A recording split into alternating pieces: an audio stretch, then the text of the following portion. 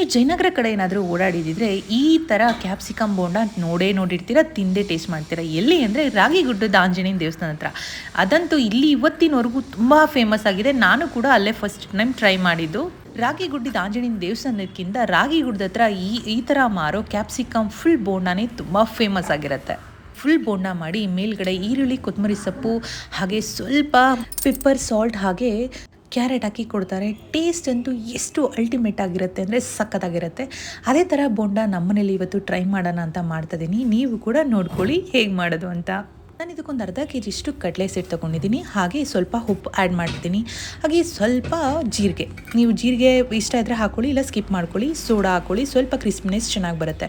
1.5 ಸ್ಪೂನಷ್ಟು ನಾನು ಖಾರದ ಪುಡಿ ಹಾಕ್ಕೊತಿದ್ದೀನಿ. ನೀವು ಖಾರಕ್ಕೆ ಎಷ್ಟು ನೋಡಿಕೊಂಡು ನೀವು ಖಾರದ ಪುಡಿನ ಆ್ಯಡ್ ಮಾಡ್ಕೊಳ್ಳಿ. ನಿಮ್ಗೆ ಏನಾದರೂ ವಿಸ್ಕರ್ ಇದ್ದರೆ ಬ್ಯಾಟರ್ನ ಅದರಲ್ಲೇ ರೆಡಿ ಮಾಡ್ಕೊಳ್ಳಿ. ಇಲ್ಲಾಂದರೆ ಕೈಯಲ್ಲಿ ನೀಟಾಗಿ ಯಾವುದೇ ಥರ ಲಮ್ಸ್ ಇಲ್ಲದೆ ಅಂದರೆ ಗಂಟಿಲ್ಲದೆ ನೀಟಾಗಿ ನೀವು ಮಿಕ್ಸ್ ಮಾಡ್ಕೋಬೇಕಾಗತ್ತೆ.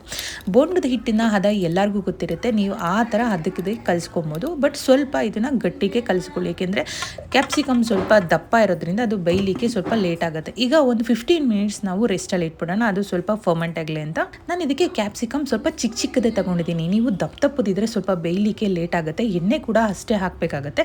ಸೊ ಅದಕ್ಕೆ ನಾನೇನು ಮಾಡಿದ್ದೀನಿ, ಒಂದು ಸ್ವಲ್ಪ ಚಿಕ್ಕದಾಗಿರೋದೇ ನಾನು ಸೆಲೆಕ್ಟ್ ಮಾಡ್ಕೊಂಡು ತೊಗೊಂಡಿದ್ದೀನಿ. ನಾನು ಇದಕ್ಕೊಂದು 3/4 ಕೆಜಿಯಿಂದ ಇಲ್ಲಾಂದೊಂದು ಅರ್ಧ ಕೆಜಿಯಷ್ಟು ನಾನು ಕ್ಯಾಪ್ಸಿಕಮ್ ತೊಗೊಂಡಿದ್ದೀನಿ. ಚೆನ್ನಾಗಿ ತೊಳೆದು ಅದನ್ನು ಇಟ್ಕೊಂಡಿದ್ದೀನಿ. ಈಗ ಫರ್ಮೆಂಟೇಷನ್ ಚೆನ್ನಾಗಿ ಅದು ರೆಡಿ ಆಗಿದೆ. ಈಗ ಅದು ಇನ್ನೊಂದು ಸಲ ಚೆನ್ನಾಗಿ ಮಿಕ್ಸ್ ಮಾಡಿ ಬೋಂಡದಿಟ್ಟು ಅದಕ್ಕೆ ನಾವು ಕಲಿಸ್ಕೋಬೇಕಾಗತ್ತೆ. ಮೊದಲೇ ನೀವು ನೀರನ್ನ ಜಾಸ್ತಿ ಆ್ಯಡ್ ಮಾಡಬೇಡಿ, ಸ್ವಲ್ಪ ಗಟ್ಟಿನೇ ಇರಲಿ. ಈಗ 1 ಟೀ ಸ್ಪೂನಷ್ಟು ನೀವು ಶುಂಠಿ ಬೆಳ್ಳುಳ್ಳಿ ಪೇಸ್ಟ್ ಹಾಕೊಳ್ಳಿ. ಇದನ್ನು ಹಾಕ್ಕೊಂಡಿಲ್ಲ ಅಂದರೆ ತುಂಬ ಟೇಸ್ಟಾಗಿ ಚೆನ್ನಾಗಿರುತ್ತೆ. ಈಗ ಬ್ಯಾಟರ್ ರೆಡಿ ಆಗಿದೆ, ನೋಡ್ಕೊಳ್ಳಿ. ಈ ಲೆವೆಲಲ್ಲಿ ಇರಬೇಕು. ಅಂದರೆ ಸ್ವಲ್ಪ ಇದು ಕ್ಯಾಪ್ಸಿಕಮ್ ಬಂದು ಸ್ವಲ್ಪ ನೀರು ಜಾರ್ತಾ ಇರುತ್ತೆ. ಅಂದರೆ ಯಾವುದೇ ಥರ ಬೋಂಡದ ಇಟ್ಟು ನೀಟಾಗಿ ಅದು ಇಟ್ಕೊಳ್ಳಲ್ಲ. ಸೊ ಅದಕ್ಕೆ ಸ್ವಲ್ಪ ತಿಕ್ಕಾಗಿ ಮಾಡಿಕೊಂಡ್ರೆ ನೀಟಾಗಿ ಅದು ಹಿಡಿಯುತ್ತೆ. ಈಗ ಫಸ್ಟು ಸ್ಟಾರ್ಟಿಂಗ್ ಕ್ಲಿಪ್ಸ್ ಅದು ಮಿಸ್ ಆಗಿದೆ. ಸೊ ಈ ಥರ ಅದರೊಳಗಡೆ ಹಾಕಾದ್ಮೇಲೆ ಸ್ವಲ್ಪ ಎಣ್ಣೆನ ಮೇಲ್ಗಡೆ ಈ ಥರ ಚಿಮ್ಮಬೇಕಾಗತ್ತೆ. ಎಣ್ಣೆನ ಯಾವುದೇ ಥರ ಹೈ ಫ್ಲೇಮಲ್ಲೇ ನೀವು ಇಟ್ಕೊಳ್ಳೋಕೆ ಹೋಗ್ಬೇಡಿ. ಸ್ವಲ್ಪ ಲೋ ಫ್ಲೇಮಲ್ಲೇ ಕಾಯಿಸಿ ಇದನ್ನು ಹಾಕೊಳ್ಳೋದ್ರಿಂದ ಕ್ಯಾಪ್ಸಿಕಮ್ ಕೂಡ ನೀಟಾಗಿ ಬೇಯುತ್ತೆ. ಹಾಗೆ ನಾವು ಸೀದೋಗೋ ಥರ ಏನಾಗೋದಿಲ್ಲ, ನೀಟಾಗಿ ಬೆಂದಿರುತ್ತೆ ಒಳಗಡೆ. ಈಗ 2 ಕಡೆ ನೀಟಾಗಿ ತಳ ಬಿಡಿಸ್ಕೊಂಡು ಬೇಯಿಸ್ಕೊಳ್ಳಿ, ನಿಧಾನಕ್ಕೆ ಬೇಯಿಸ್ಕೊಳ್ಳಿ.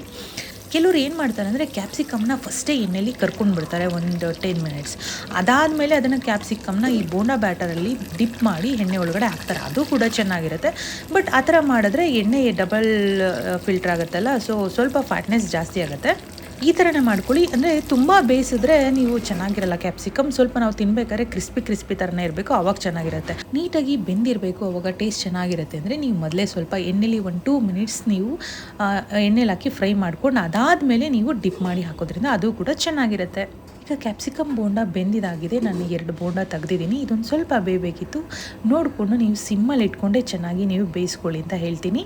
ಸೊ ಈ ಬೋಂಡ ರೆಡಿ ಆಗಿದೆ. ಈಗೆಲ್ಲ ಬೋಂಡ ನೀಟಾಗಿ ಇಟ್ಕೊಳ್ಳೋಣ. ಈಗ ಫಸ್ಟ್ ಕ್ಲಿಪ್ಪು ನನಗೆ ಮಿಸ್ ಆಗಿತ್ತು ಅಂತ ಸೆಕೆಂಡ್ ಟೈಮ್ ನಾನು ಹಾಕೋದು ತೋರಿಸ್ತಾ ಇದ್ದೀನಿ ನಿಮಗೆ. ಈಗ ಇದೇ ಥರ ನೀಟಾಗಿ ನೀವು ಅಪ್ಲೈ ಮಾಡ್ಕೋಬೇಕಾಗತ್ತೆ. ನೋಡಿ ಎಷ್ಟು ನೀಟಾಗಿ ಬರುತ್ತೆ ಅಂತ. ನಾನು ಫಸ್ಟ್ ಟೈಮ್ ಹಾಕ್ಬೇಕಾದ್ರೆ ಒಂದು ಸ್ವಲ್ಪ ವಿಡಿಯೋ ಸ್ಕಿಪ್ ಆಗಿತ್ತು. ಸೊ ಅದಕ್ಕೆ ನಾನು ಫಸ್ಟಿಂದ ಈ ವಿಡಿಯೋ ತೋರಿಸ್ತಾ ಇದ್ದೀನಿ. ಈಗ ನಿಮಗೆ ನಾವು ಆಲೂಗೆಡ್ಡೆ ಬೋಂಡ ಹಾಗೆ ಈರುಳ್ಳಿ ಬೋಂಡ ಏನು ಮಾಡಬೇಕಾದ್ರೆ ನಾವು ಬ್ಯಾಟರ್ ಕಲಿಸ್ಕೋತೀವಲ್ಲ, ಆ ಥರ ಬ್ಯಾಟರ್ ಇದಕ್ಕೆ ಕಲಿಸ್ಕೋಬಾರ್ದು. ಸ್ವಲ್ಪ ಇದಕ್ಕೆ ಬ್ಯಾಟರ್ ಗಟ್ಟಿಯಾಗಿ ಇರಬೇಕು. ಏಕೆಂದರೆ ಇದು ಕ್ಯಾಪ್ಸಿಕಮ್ ಈಚೆ ಬಂದುಬಿಡುತ್ತೆ. ಏಕೆಂದರೆ ಕ್ಯಾಪ್ಸಿಕಮ್ ಎಲ್ಲರಿಗೂ ಗೊತ್ತಿರುತ್ತೆ, ಸ್ವಲ್ಪ ವಾಟರ್ ಕಂಟೆಂಟ್ ಜಾಸ್ತಿ ಇರೋದ್ರಿಂದ ಅದು ಈಚೆ ಬಂದುಬಿಟ್ಟಿರುತ್ತೆ ಜಾರ್ಕೊಂಡು. ಸೊ ಹಾಗಾಗಿ ನೀವು ಸ್ವಲ್ಪ ಬ್ಯಾಟರ್ನ ಗಟ್ಟಿಗೆ ಕಲಿಸ್ಕೊಳ್ಳಿ. ನೋಡಿ ಬಿಸಿಯಾದ ಕ್ಯಾಪ್ಸಿಕಮ್ ಬೋಂಡ ರೆಡಿಯಾಗಿದೆ. ಸ್ವಲ್ಪ ಸಿಮ್ಮಲ್ಲೇ ಇಟ್ಕೊಂಡು ನೀವು ಬೇಯಿಸ್ಕೊಳ್ಳೋದ್ರಿಂದ ನೀಟಾಗಿ ಕ್ರಿಸ್ಪಿಯಾಗಿ ಬರುತ್ತೆ.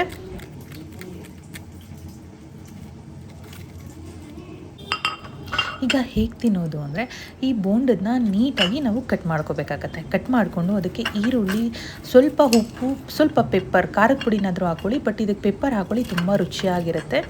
ತುಂಬ ಬಿಸಿ ಇರುತ್ತೆ, ಸ್ವಲ್ಪ ಕಟ್ ಮಾಡಲಿಕ್ಕೆ ಕಷ್ಟ ಆಗುತ್ತೆ.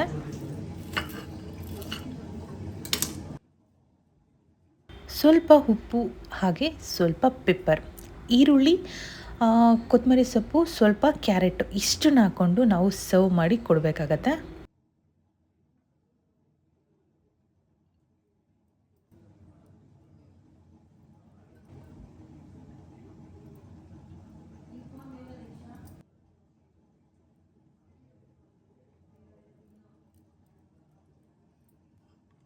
ಟೇಸ್ಟ್ ಅಂತೂ ಎಷ್ಟು ಅಲ್ಟಿಮೇಟ್ ಆಗಿರುತ್ತೆ ಅಂದರೆ ನೀವು ಇಮ್ಯಾಜಿನೇಷನ್ ಮಾಡ್ಕೊಂಡಿರಲ್ಲ, ಅಷ್ಟು ಚೆನ್ನಾಗಿರುತ್ತೆ.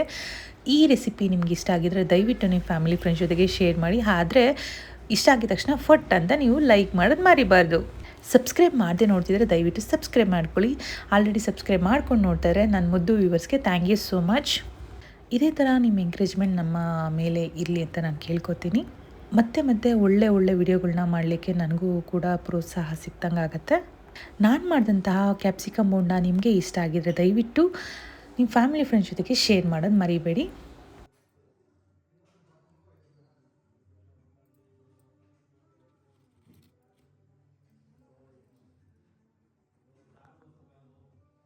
Thank you for watching. Love you all. Bye.